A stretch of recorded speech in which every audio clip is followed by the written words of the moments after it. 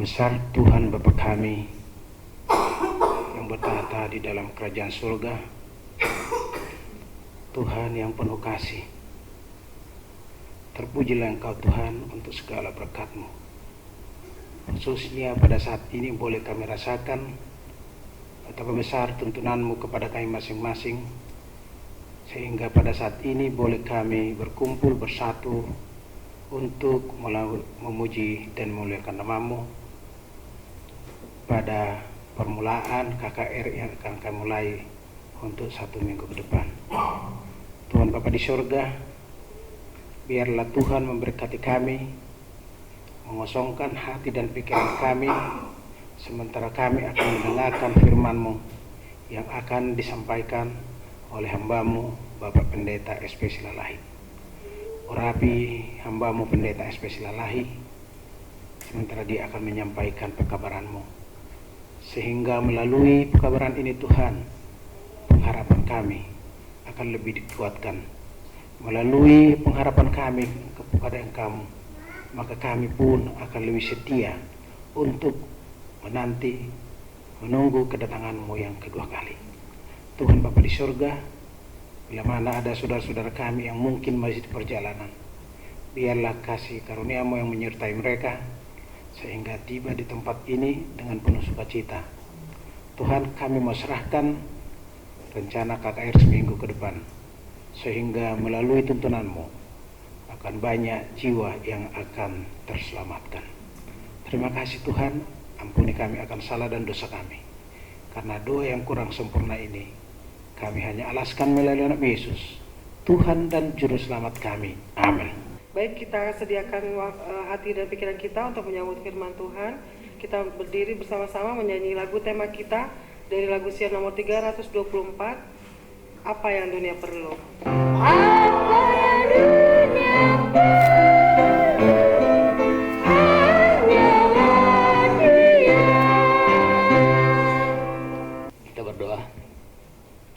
Bapa di surga, terpujilah nama-Mu ya Bapa. Di saat kami mendengarkan nasihat dari firman Tuhan, biarlah kiranya Roh Kudus-Mu bekerja dalam hati kami, sehingga kami beroleh pengharapan yang indah di dunia di mana kami tidak punya pengharapan. Terima kasih ya Bapa, oleh karena Roh Kudus-Mu yang bekerja dalam kehidupan kami. Terpujilah nama-Mu ya Bapa, dalam nama Yesus kami berdoa. Amin. Selamat malam untuk kita semua. Pada malam ini kita akan belajar satu pelajaran yang sangat baik, yaitu dapatkah kita memiliki pengharapan dalam dunia yang tidak berpengharapan ini? Kalau saudara lihat di Korea Selatan, baca-baca di internet atau dalam satu majalah, Korea Selatan ini adalah satu negara yang maju ya, dan kaya. Tapi saudara tahu bahwa di sini adalah orang yang paling banyak putus asa, walaupun ini makmur. Di Korea Selatan ini ada sebuah jembatan yang terkenal dengan jembatan putus asa. Ya. Di sana banyak orang berputus asa. Kalau orang tidak ada lagi pengharapan, harapan untuk maju dalam bisnis, maka mereka akan masuk ke ini jembatan. Ke jembatan ini. Dan di jembatan ini kita lihat terkenal dengan jembatan namanya jembatan Mapo di atas Sungai Hans. Jembatan ini dijuluki sebagai jembatan kematian. Dan luar biasanya pemerintah Seoul ini membuat sejenis alarm di sana ya. Ada alat. Jadi kalau ada orang-orang yang datang ke jembatan tersebut, maka itu sudah akan timbul nanti di sana satu kalimat-kalimat yang memberikan motivasi, kalimat semangat supaya dia tidak jadi tidak jadi bunuh diri. Dan inilah jembatan favorit bagi setiap orang yang kalau memang sudah putus harapan, gak ada lagi harapan untuk maju dalam bisnis, dalam keluarga atau di mana, mereka pergi ke jembatan ini, dan dari jembatan ini mereka akan cemplung dan pasti selesai masalahnya. Tetapi saudara, kita sebagai umat Tuhan, kita punya janji ya. Ada satu janji yang Tuhan berikan dalam Ibrani pasal 13 ayat 5, bukan jembatan itu. Ada satu jembatan yang sangat luar biasa yang menghubungkan kita dengan Bapa kita. Ibrani 13 ayat 5, Aku sekali-kali tidak akan membiarkan engkau, dan aku sekali-kali tidak akan meninggalkan engkau. Saudara, seseorang dalam hidupnya merasa tidak berharap, seseorang dalam hidupnya merasa tidak ada pengharapan, tidak ada lagi seperti harapan ke depan, itu oleh karena apa? Oleh karena dia telah meninggalkan Allah dan Allah meninggalkan dia. Jangan sampai, ya, jangan sampai. Kemudian di dalam Kristus, ya, orang yang putus asa menemukan pengharapan dan damai dalam hidupnya. Yang menjadi masalah adalah, adakah Kristus di dalam kita? Ya. Yang menjadi masalah kedua adalah, apakah kita sudah menerima Yesus sebagai Tuhan kita dan juga sebagai juru selamat kita dan menyelesaikan segala masalah dalam perjalanan hidup kita? Bila mana kita baca dalam Markus pasal 4 ayat 35 sampai 40, ada satu perjalanan antara Yesus dengan murid-muridnya. Yesus bersama dengan muridnya naik perahu. Ayo kita mau menyeberang. Pada waktu mereka berada di tengah danau Galilea ini, perahu mereka dihempas oleh ombak.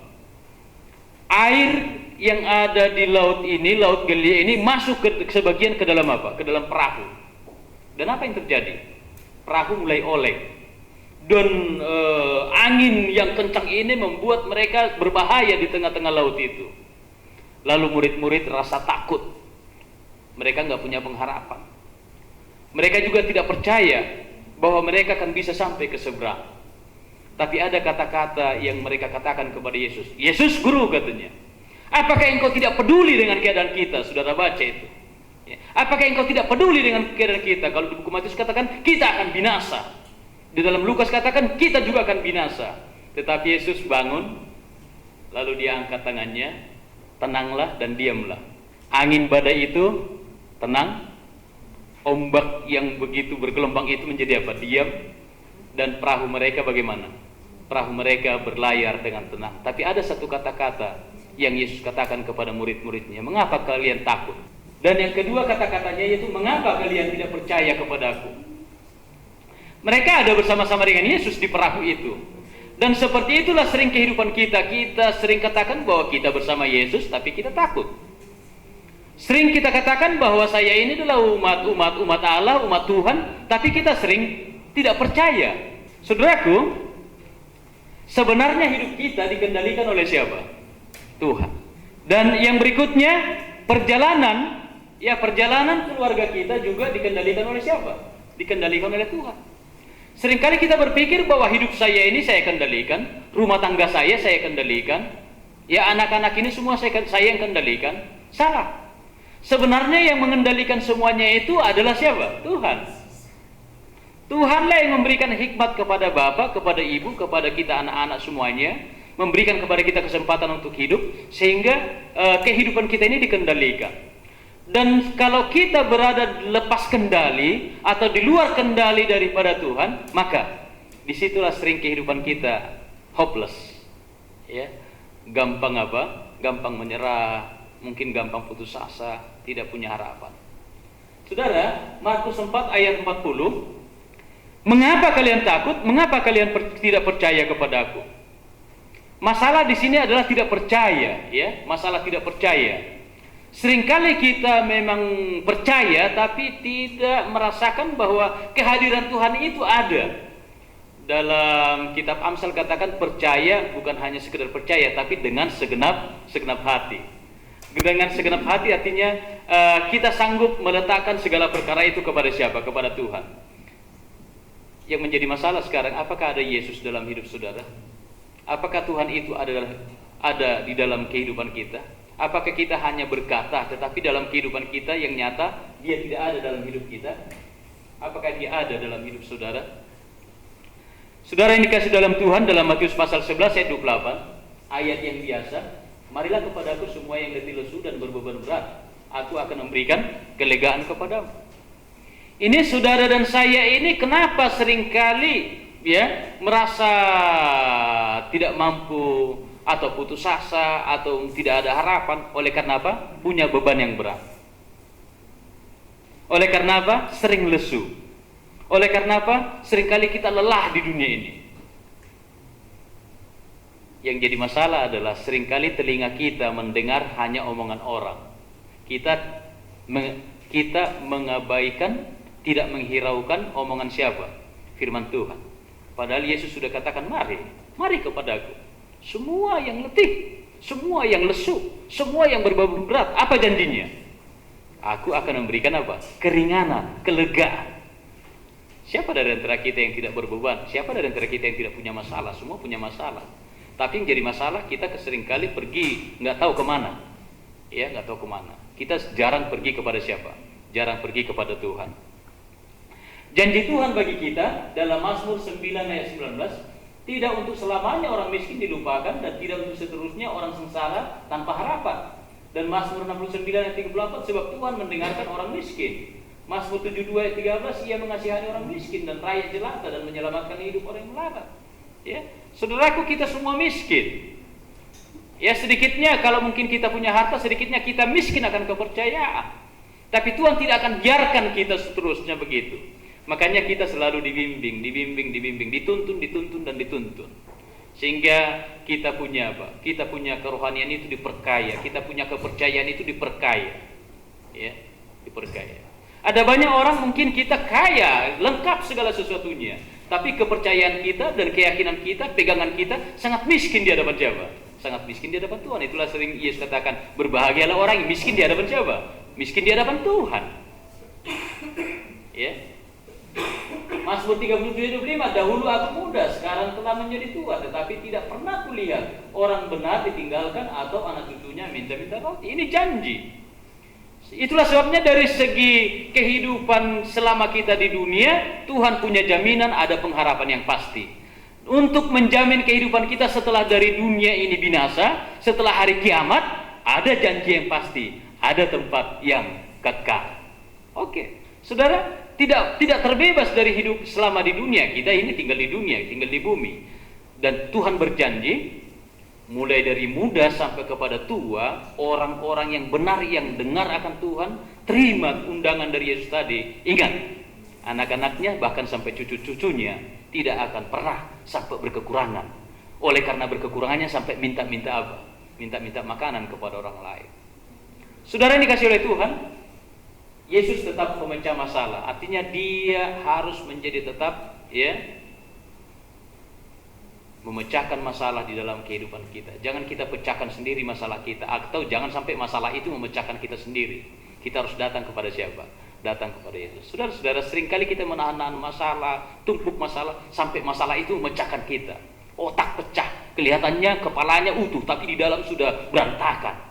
Wahyu pasal 3 ayat 20, lihat aku berdiri di muka pintu dan mengetuk. Saudara, tanpa saudara sadari, tanpa kita sadari, sebenarnya Yesus itu dengan sabar berdiri di pintu hati saudara, ketuk. Apakah kita mau terima dia atau enggak? Mungkin kalau tamu pembesar dari kabupaten atau dari gubernur yang datang atau presiden yang datang, cepat banget kita buka.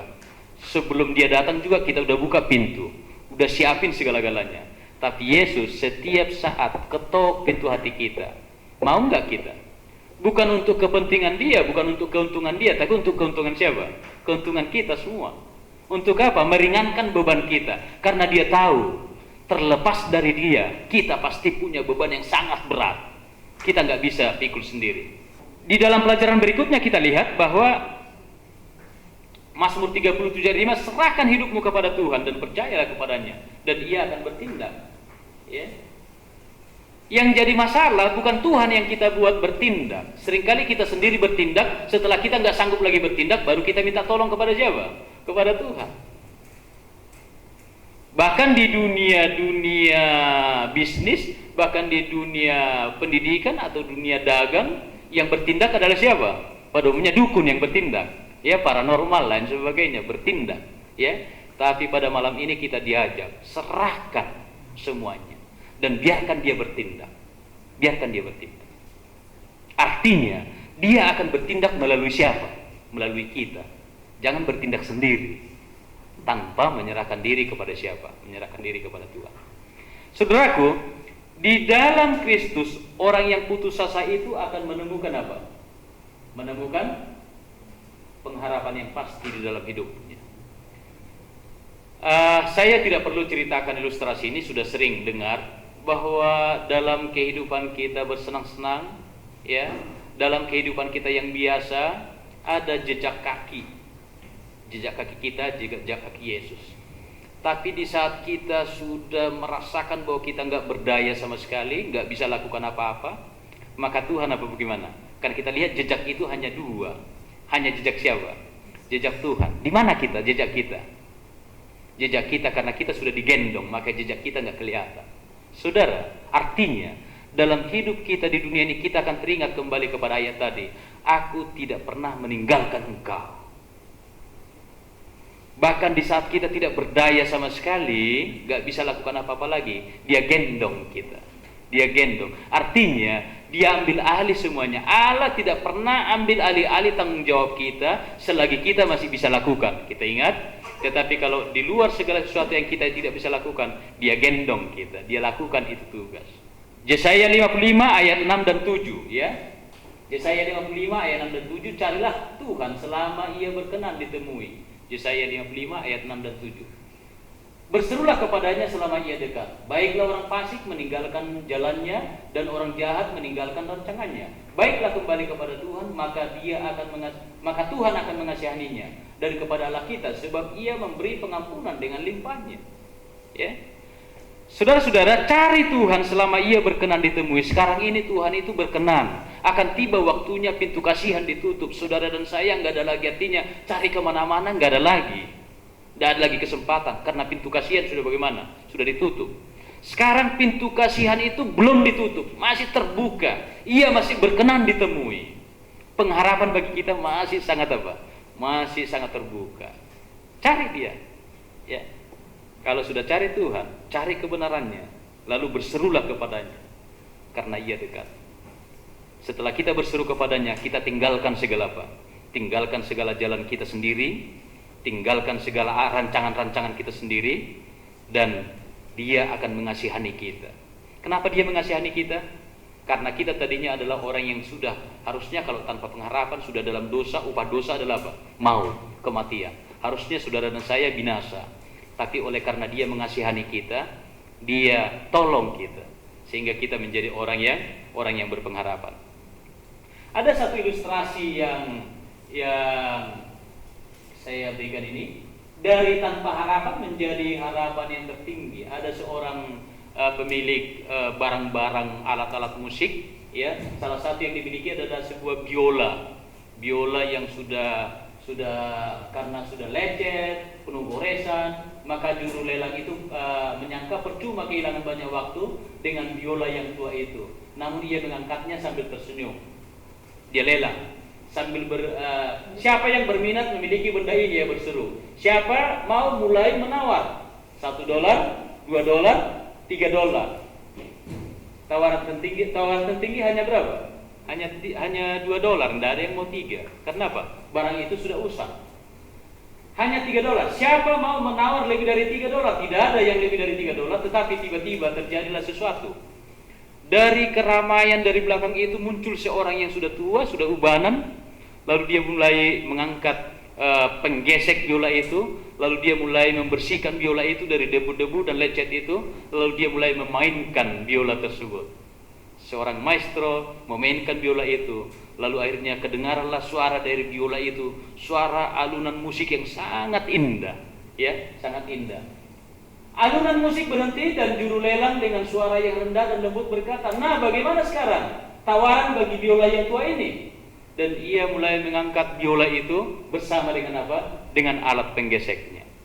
Apa yang terjadi? Tiba-tiba pada waktu dia tawarkan, siapa yang mau tawar setelah dengarkan suaranya? Tawar berapa $? $1.000. Ya, $1.000. Siapa menawar 2.000? Ada lagi suara dari belakang. 2.000, iya saya mau. Tapi ada yang sang juru lelang katakan, ada lagi yang mau menawar di atas 2.000, lalu katakan $3.000. Lalu dia katakan 3.000 ditawar, tidak ada lagi mau di atasnya. Lalu biola itu bagaimana? Terjual. Dari berapa $?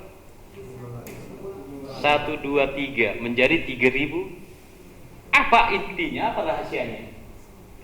Semua hadirin bersorak, tetapi ada yang bertanya, kok saya kurang paham, kenapa nilainya berubah? Ada yang menjawab, karena sentuhan tangan sang maestro. Saudara dikasih oleh Tuhan, kalenceng akibat seringkali hidup saudara dan saya melenceng karena apa? Karena dosa. Kemudian seperti biola tua yang tadi dinilai murah dan halayak ramai yang tidak berpikir lebih jauh. Seringkali kita merasa, aduh harga diri saya ya hanya rendah, yang tidak ada lagi harganya, sudah penuh dengan dosa, nggak ada lagi. Tapi datanglah sang maestro, sang guru ilahi, dan halayak ramai tidak akan pernah mengerti betapa tingginya nilai sebuah jiwa dan pertambahan nilai yang dikerjakan oleh sentuhan sang guru. Saudara, maukah saudara disentuh oleh sang guru itu? Maukah saudara datang kepada sang maestro itu, pencipta saudara dan saya, pencipta kita, pencipta alam semesta ini?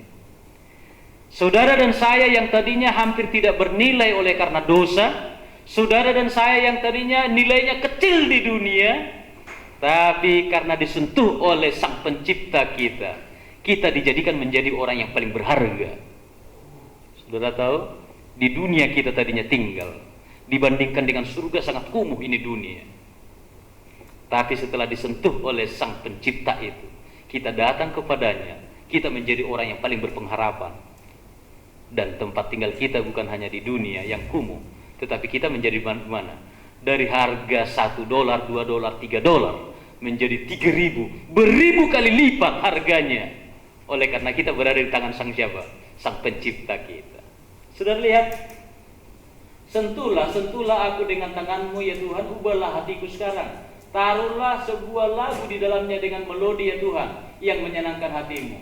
Saudara, kita bisa menemukan sama banyaknya keindahan dalam bunga yang mungil seperti dalam pohon raksasa, dalam batu permata kecil seperti dalam intan besar. Tapi kita mau lihat bahwa kehidupan kita sebenarnya tidak ada artinya kalau kita tidak berada di tangan sang pencipta kita itu. Suatu kehidupan kita bisa sangat indah, namun dinilai tidak berarti di mata siapa? Di mata dunia. Itu hanya bisa indah di mata siapa? Di mata Tuhan, bila mana kita menyerahkan diri kepadanya.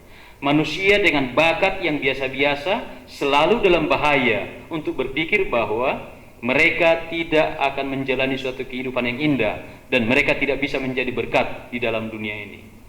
Ada seorang penulis berkata, yaitu Ibu Charles Kaufman. Dia katakan begini, bahkan hidup yang terkecil yang memainkan peranannya dengan baik terlihat sungguh indah di mata Tuhan.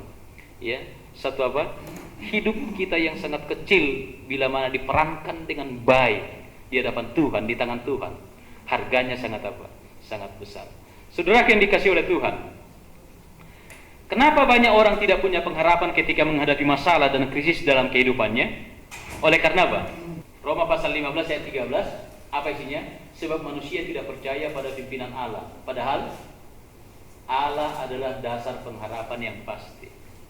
Kita pikir bahwa manusia A, manusia B, manusia C itulah pengharapan kita yang luar biasa. Padahal sebenarnya yang tidak dilihat oleh mata kita ada dasar pengharapan yang pasti. Hanya karena kita tidak bisa lihat, kita nggak bisa lihat, sehingga kita abaikan aja, ya kita abaikan saja. Kemudian bila mana kita lihat Paulus dan Silas pada waktu dia mengabari Injil di Filipi, orang-orang Yahudi tidak senang sebab mereka bagaimana? Sebab mereka kabarkan tentang Yesus yang adalah dasar pengharapan yang pasti. Paulus dan Silas dimasukkan ke dalam penjara dan dijaga dengan super ketat. Tapi apa yang terjadi? Bila mana kita baca kisah mereka dalam Kisah Para Rasul 16, tuan-tuan atau penjaga penjara itu sebenarnya siapa yang tidak berpengharapan? Paulus dan Silas atau tuan-tuan penjaga mereka? Sebenarnya yang tidak berpengharapan dalam pikiran dunia kedua orang ini, karena mereka sudah dimasukkan dalam apa? Dalam penjara. Tapi sebaliknya, yang hopeless pada waktu itu tidak punya pengharapan adalah penjaga apa? Penjaga penjara. Karena apa? Mereka bertanya, Tuhan, apakah yang harus aku perbuat supaya aku selamat? Ini yang dalam penjara narapidana justru yang mereka tanya. Apa yang harus kami lakukan? Ya, jawab mereka, percayalah kepada Tuhan Yesus Kristus dan engkau akan selamat, engkau dan sesi rumahmu. satu pertanyaan yang seringkali kita ulang-ulang dalam kehidupan kita. Percaya kepada siapa? Percaya kepada Yesus Kristus? Saudara, bagaimana manusia diusir dari Taman Eden? Mereka berusaha diselamatkan dari kebinasaan. Di India kita lihat ada orang yang berjanggut panjang memakai cawat yang sangat minim, duduk di atas paku, lalu mereka percaya bahwa dengan menghancurkan tubuh mereka, mereka dapat belas kasihan Allah. Itulah pengharapan bagi mereka. Ada di Singapura sebuah kelompok agama yang disebut fireworkers, orang yang berjalan di api. Tiap tahun mereka mengadakan upacara agama dengan cara berjalan di atas bara api dengan kaki telanjang, kemudian masuk ke dalam kolam yang berisi air susu lembu. Jika ditanya mengapa mereka lakukan ini, mereka adalah orang-orang yang menginginkan kebahagiaan, dan mereka berharap bahwa mereka akan memperoleh apa? Kedamaian, keselamatan, dan keampunan dosa di saat mereka melakukan itu.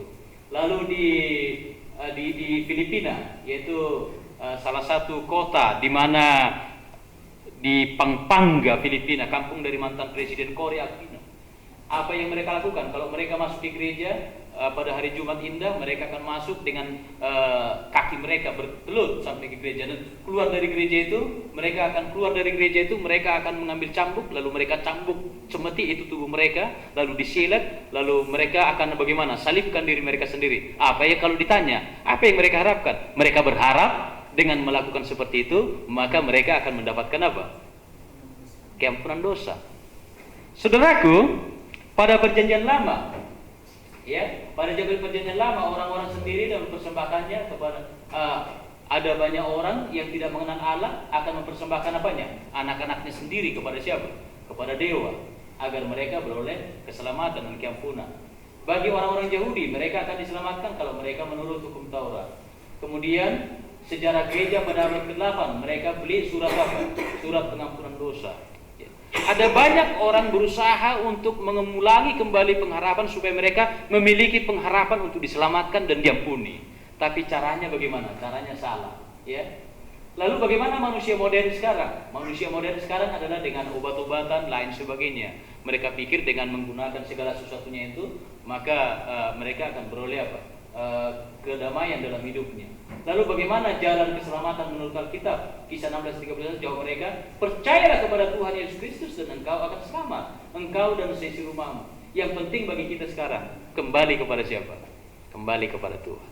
Permusuhan antara engkau, ini kita lihat pada waktu Adam dan Hawa berada di Taman Eden dulu, ya, mereka sangat enak, ya, sangat enak, tidak ada kekurangannya apa-apa, karena mereka berada di dalam Tuhan. Tapi karena mereka sudah lari dari Tuhan, apa akibatnya? Jatuh dalam dosa. Dan setelah jatuh dalam dosa, Allah menginginkan, merindukan supaya mereka kembali kepada Tuhan. Ya, kembali kepada Tuhan. Kembali. Itu juga imbauannya kepada kita. Kita kembali kepada Tuhan sekarang. Ya, kembali kepada Tuhan sekarang.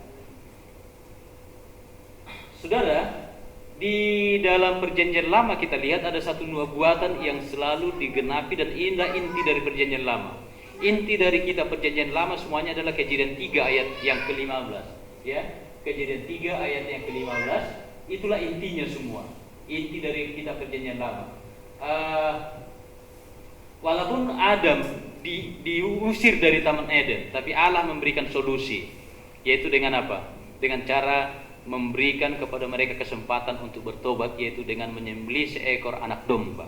Anak domba itu adalah melambangkan suatu apa? Keselamatan bagi mereka, yaitu bahwa akan ada satu orang penyelamat, ya, penyelamat, yaitu Yesus Kristus sendiri, anak domba Allah. Dari mana kita tahu bahwa anak domba itu adalah Yesus sendiri? Ya, pada waktu Yesus berada di kayu salib, dia adalah anak domba siapa? Anak domba yang menggantikan semuanya, ya, menggantikan.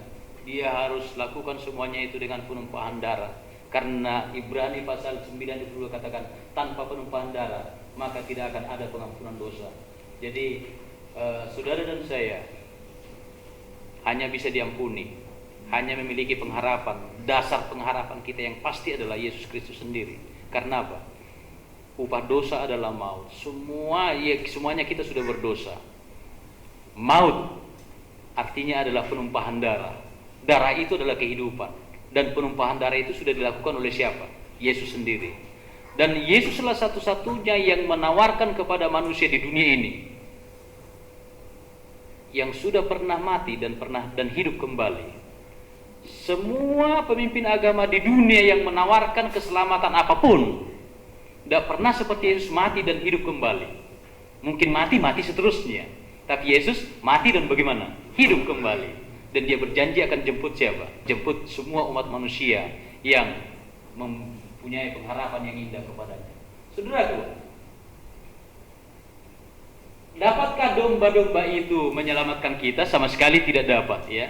Tidak dapat. Bagaimanapun kita tidak akan bisa diselamatkan oleh domba-domba tersebut. Tetapi anak domba itu, ya domba itu sendiri telah digantikan oleh Yesus. Bila mana kita berdosa contohnya, lalu kita harus datang dengan membawa domba-domba, tapi sejuta domba pun tidak akan bisa mengampuni kita dari dosa. Saudara, kalau saudara punya uang sekarang, beli 1000 ekor domba atau 1.000.000 ekor domba, itu nggak bisa mengampuni dosa kita. Karena apa? Anak domba Allah, yaitu Yesus Kristus sendiri, itulah satu-satunya yang bisa mengampuni apa? Mengampuni dosa kita. Dalam Kisah pasal 16 ayat 30-31, supaya kita selamat, percayalah kepada Tuhan, maka engkau dan seisi rumahmu akan selamat. Keselamatan tidak dapat diperoleh dengan melalui uang, kedudukan, penyiksaan diri, tetapi hanya percaya kepada siapa? Percaya kepada Yesus. Luar biasa, ya, luar biasa, ya. Pengharapan yang sejati itu atau keselamatan itu tidak bisa kita peroleh dengan beli, tidak juga dengan kedudukan, tidak juga dengan harta yang lain. Itu hanya dapat dengan apa? Kasih karunia siapa? Kasih karunia Yesus Kristus sendiri kepada kita. Saudaraku, Yohanes 14:6 katakan, Yesus berkata, Akulah jalan, kebenaran, dan hidup. Tidak ada seorang pun yang bisa sampai kepada Allah kalau bukan melalui Dia. Ada banyak orang berpikir, ya Allah itu baik, iya betul, tapi karena manusia sudah berdosa, harus ada pengantara.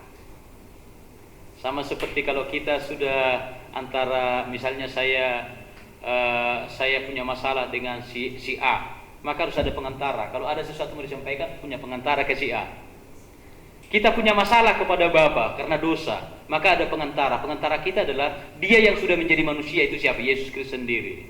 Dialah satu-satunya jalan, kebenaran dan hidup. Tanpa Dia kita tidak bisa kepada siapa? Kepada Bapa. Saudaraku, kasih karunia. Semua kita, ya sebagaimana pelajaran kita kemarin, kita semua diselamatkan oleh kasih karunia. Sebab upah dosa adalah maut, ya.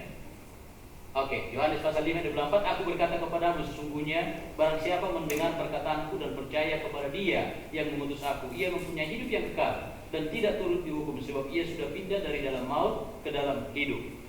Saudara dan saya yang sudah menerima Dia, ya, yang sudah menerima Yesus itu, Yohanes pasal 5 ayat 24, maka kita sedang berpindah sekarang, berpindah dari yang harusnya dapat maut, tetapi kita beroleh apa? Beroleh kehidupan yang kekal. Bagaimana dengan kematian yang kita alami saat ini? Ya, itu bukanlah upah dosa, tetapi itu adalah akibat apa? Akibat dosa. Ya, yang dialami oleh manusia sekarang kalau dia mati, itu bukan upah dosa, tapi akibat dosa.